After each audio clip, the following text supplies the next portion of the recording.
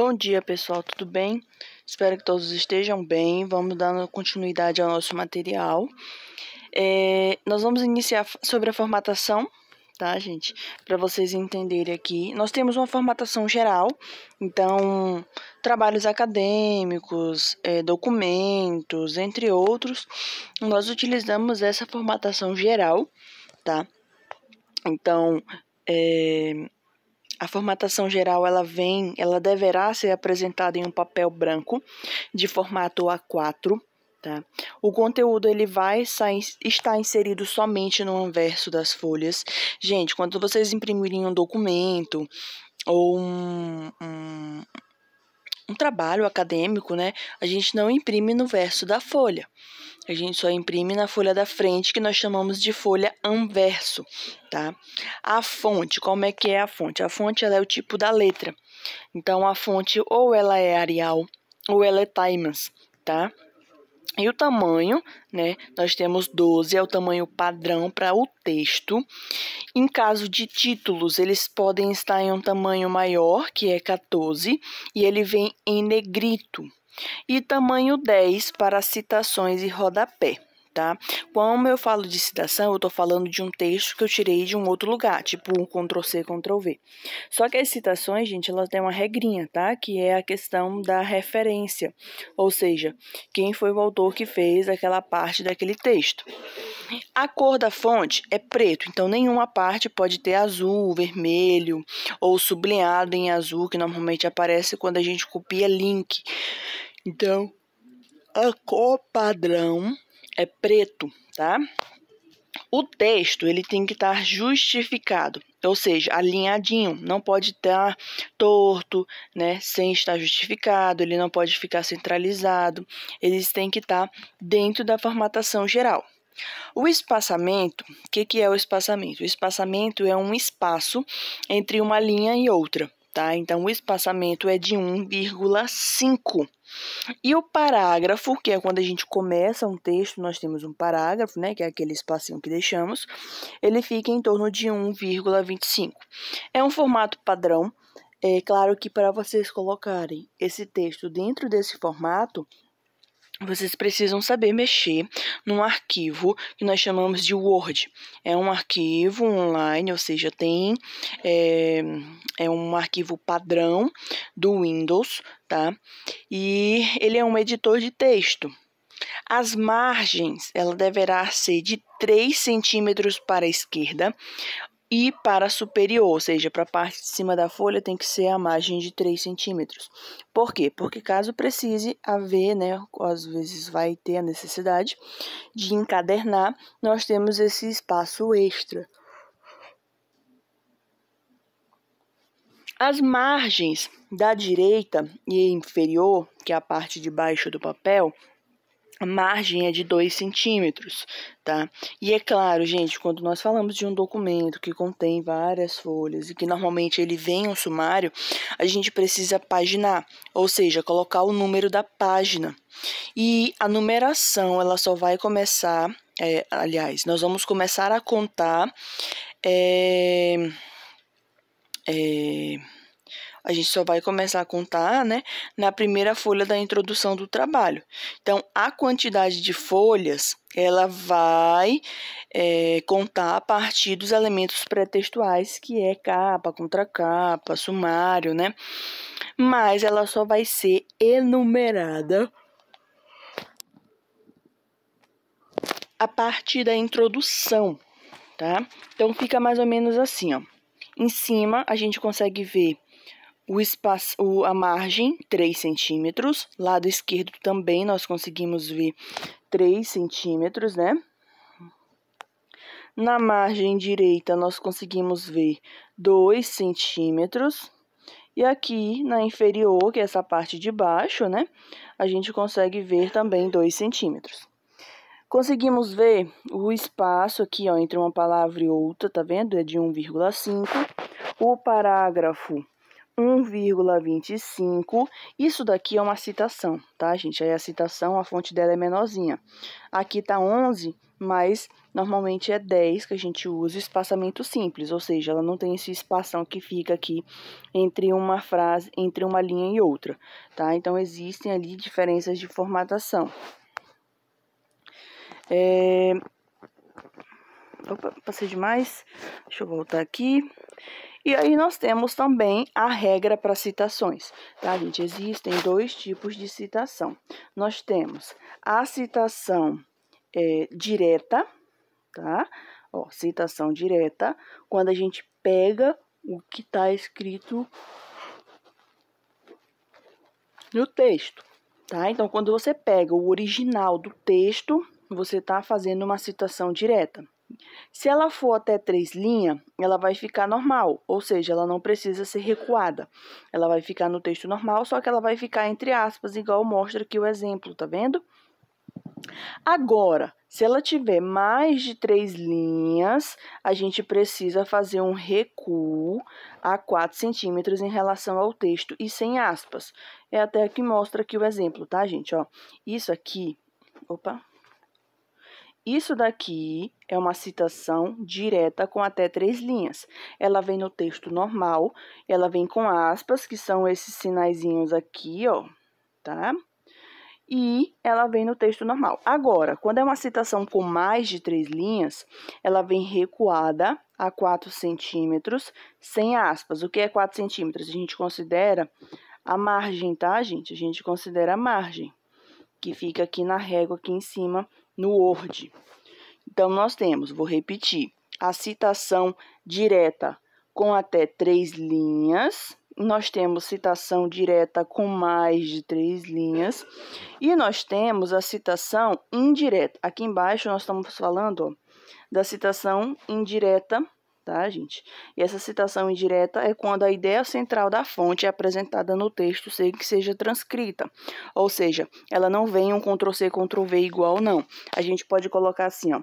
Segundo fulano de tal, por meio disso, aí a gente vai comentar a obra dele e introduzir a nossa ideia, mas usando a ideia central de outro autor, como mostra aqui nesse exemplo 4, tá? Ó, exemplo 1 e 2, citação direta com até 3 linhas, entre aspas. Citação direta com mais de 3 linhas, não tem aspas e ela está recuada a 4 centímetros. E o espaçamento é simples, ó, não tem espaçamento 1,5. Tá vendo que aqui a frasezinha é separada? Desculpa, o espaçamento entre as linhas aqui é bem grande e aqui não existe? Pois é. E esse exemplo 4 aqui é uma citação indireta, tá? Pra gente ter mais ou menos ideia. Aqui nós temos o trabalho acadêmico e a estrutura de um trabalho acadêmico. Então, o que é que normalmente são obrigatórios num trabalho? Nós temos 3 elementos, tá? Elementos pré-textuais, elementos textuais e elementos pós-textuais. Quando eu falo de um elemento pré-textual, eu estou falando de um elemento que vem antes do texto. Então, qual é o elemento que vem antes do texto? A capa, a contracapa, que é a folha de rosto, e o sumário. Tá, gente? Esses são os elementos pré-textuais. Agora, quando eu falo que são elementos textuais, eu estou falando do próprio texto, que é o desenvolvimento do trabalho, né? Então, essa é a parte textual. E os elementos pós-textuais é tudo que vem depois, né, do desenvolvimento. Então, as referências, anexos, entre outros, também que podem aparecer. Aqui, nós temos os elementos pré-textuais, que são os elementos obrigatórios. Existem também, gente, elementos pré-textuais que eles não são obrigatórios no trabalho. Então, nós temos capa, contracapa, que é a folha de rosto, e o sumário. Isso aqui é obrigatório num trabalho. Então, quando um professor pedir um trabalho para vocês, tem que ter a capa, a contracapa e o sumário, tá? Existem ainda também outros elementos que são considerados pré-textuais, mas eles não são obrigatórios, a não ser que a instituição peça. Então, nós temos a dedicatória, agradecimentos, o epígrafe, abstract, lista. Então, isso aqui são pré-textuais não obrigatórios. E aqui vocês podem ver como que se faz uma capa e uma contracapa, tá, gente? Isso aqui fica para vocês, para a vida. Vocês podem guardar esse material e utilizá-lo aí para estar formatando o trabalho. Inclusive, no final do curso, vocês vão precisar fazer um relatório final. E aí, vocês precisam saber fazer uma capa e uma contracapa, né? Ó, na capa vem o nome da instituição, tá? Que vocês estudam. Podem colocar a imagenzinha da instituição aqui, mas nada muito grande. Tem gente que bota o símbolo da instituição pegando metade da folha. Não, tá, gente? O símbolozinho fica aqui no cabeçalho, ó. Ele não pode tomar muito espaço, tá? Vem o nome do aluno completo. O título do trabalho, se tiver subtítulo, a gente coloca aqui também. O local, né? No caso, por exemplo, eu estou em Boa Vista, então é Boa Vista, Roraima. Mas se você estiver em outro município, você coloca o município e o estado. E o ano em que você está realizando essa atividade. Na contracapa, nós temos aqui o nome do aluno, de novo aparece, o título do trabalho e subtítulo, se for o caso, né? E aparece a natureza do trabalho. Essa natureza do trabalho, ela vem me explicando o que é que você vai apresentar dentro do seu trabalho. Por exemplo, trabalho realizado para obtenção de nota na disciplina de metodologia aplicada em a radiologia, sob supervisão da professora orientadora Joana Damasceno. Esse é um exemplo de uma natureza do trabalho. E aqui no final, nós temos o local, né, que é a cidade e o estado, e o ano. Já o sumário, gente, o sumário ele vem com o objetivo de mostrar os tópicos que já aparecem dentro do texto. O sumário ele é um pouquinho mais chato de fazer, mas não é um bicho de 7 cabeças, né? Então a gente pode estar pesquisando no Google como é que faz, eu também posso estar mostrando depois para vocês como é que faz, tá? O sumário, normalmente a gente faz primeiro o texto e depois a gente vem enumerar, depois a gente vem realizar o sumário, tá? Porque o sumário nós temos que ter o texto inserido lá.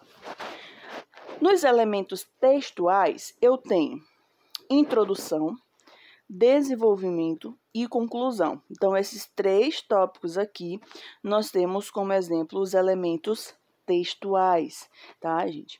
Ah, professora, e a introdução? Como é que faz? A introdução, você vai colocar um pouco do teu tema resumidamente.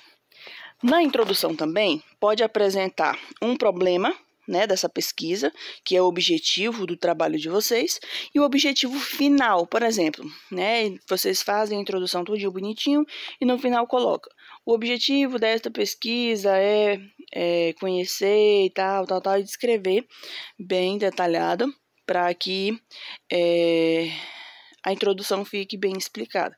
Lembrando, gente, a introdução é uma prévia do trabalho, é tipo um resumo do que você vai falar ao longo dele. A parte do desenvolvimento é tudo que você precisa falar dele, tudo que você acha necessário e interessante. E a conclusão, como o próprio nome já diz, você vai colocar a sua ideia final, né, sobre o que você entendeu, sobre o que você conclui, sobre o que o autor que você utilizou chegou, né? E a conclusão, ela também pode ser considerada como considerações finais. Tá, gente? Então, se vocês verem, considerações finais é a mesma coisa que conclusão, tá? Nos elementos pós-textuais, nós temos as referências. Então, as referências, elas estão reguladas de acordo com essa norma regulamentadora aqui, ó. E aí, nas referências, como é que a gente faz? Vem o nome do autor, o título da obra, a edição, o local, a editora e a data de publicação. É importante, quando vocês forem fazer um trabalho acadêmico, que as referências elas sejam feitas de um trabalho recente. Por exemplo, de no máximo 5 anos para trás, tá, gente? Não tão muito velho, não. A não ser que seja contexto histórico, né? Para contar a história aí, tudo bem. Mas se for um dado que você precisa que seja atual, pesquisem sempre fonte nova. Tá? E ela precisa aparecer essas informações aqui para você conseguir fazer uma referência. E fica assim, ó, tá vendo? Ó? Nome do autor, o nome do título, a editora e o ano, tá vendo? Tem alguns que tem mais algumas informações, tá? Essa daqui, por exemplo, essa de baixo, ó, ela tem a cidade, né? Tem o ano, tem a edição. Então, a gente coloca nessa sequência aqui, tá? Tem também alguns anexos, elementos pós-textuais que eles não são obrigatórios, mas eles podem aparecer ou a instituição em questão exigir, né? Então, nós temos o glossário, apêndices, anexos, índices. No CETE, no caso, quando vocês forem fazer o relatório final, eles exigem os anexos. Que anexos, professora? São os anexos da folha de relatório. Então, de relatório de estágio, né? Então, toda vez que vocês forem para estágio, vocês vão fazer um relatório, vocês vão preencher uma folhinha, e essa folhinha tem que ter o carimbo do professor que acompanhou e a nota, tá? E essa folhinha, no final, ela vai ser anexada no relatório final. Então, vocês precisam ficar com uma cópia e a outra cópia ficar com o professor, tá? As referências, elas podem aparecer em rodapé, elas podem aparecer no final do texto, e normalmente nos trabalhos acadêmicos elas aparecem assim, ó, tá? No final do trabalho, né? Tudo bonitinho, tá vendo? Referências não são enumeradas, tá, gente? O nome do autor, eles podem vir em caixa alto que eu falo, é assim, ó, em maiúsculo, né? Tudo maiúsculozinho aqui, ó. Tá vendo? Maiúsculo, maiúsculo. Então, eles podem vir assim. E o título, normalmente, algumas regras, você coloca ele em negrito, que é quando ele fica assim mais pretinho que o outro texto, tá? Deixa eu pular essa parte aqui, que essa parte aqui não é de coisa para vocês, eu coloco às vezes só para explicar. E agora o relato sim, tá, gente? O que é um relato de experiência, professora? Como é que eu vou fazer esse relato? O relato, gente, ele é um trabalho normal, tá? Ele vai ter a formatação geral, você vai ter que colocar formatadinho bonitinho, vai ter capa, vai ter contracapa, vai ter sumário, vai ter introdução, vai ter toda a parte do desenvolvimento. O que vocês vão colocar no desenvolvimento? No desenvolvimento vem todas as atividades que vocês fazem ao longo do estágio, e aí vocês vão anexar, por exemplo, estágio de matéria tal, aí vocês vão colocar o que vocês fizeram, o que vocês aprenderam, os pontos positivos, pontos negativos, esse tipo de coisa, tá?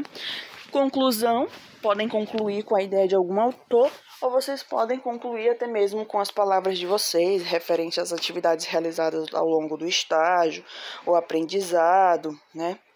E as referências, se caso vocês tiverem utilizado. Num relato de experiência, como é um relato de experiência, se você não utilizar a referência, você não precisa fazer as referências, né, as conclusões não, gente, perdão, as referências que é citar de onde tirou. Então, se você não utilizou obra de autor nenhum, você não tem necessidade de colocar no final. E isso no relato de experiência, tá, gente? Agora, num trabalho acadêmico, sim, porque claro que você não vai tirar uma pesquisa da cabeça, tá? Então, vocês precisam colocar de onde tirou, quem foi que vocês utilizaram como fonte. E é sempre bom vocês utilizarem pelo menos 5 fontes, tá? E aí existem também, inclusive, a questão de um preparo para um slide quando tiver seminários, tá? Então, eu sempre faço um slide claro, com um pouco texto, muitos tópicos. Pode botar em tópicos para que vocês consigam fazer um bom slide, tá? Faça um roteiro, faça um bom design para que não fique cansativo, tá? Tomem cuidado na hora de usar imagens, para as imagens não estarem embaçadas, de difícil identificação, ou até mesmo para entender a imagem. As imagens é bom ter fonte, ainda mais se for gráficos, né, relevantes do conteúdo. Usem o fundo do slide sempre branco não, né, uma cor clara, para que não fique tão cansativo as pessoas que estão assistindo ver. A questão da postura de vocês é importante, tá? Sempre estudem bastante o conteúdo para quando vocês forem apresentar. Tenham postura, tenham confiança no que estão falando, para que vocês não fiquem nervosos, né? Que é normal ficar nervoso, gente.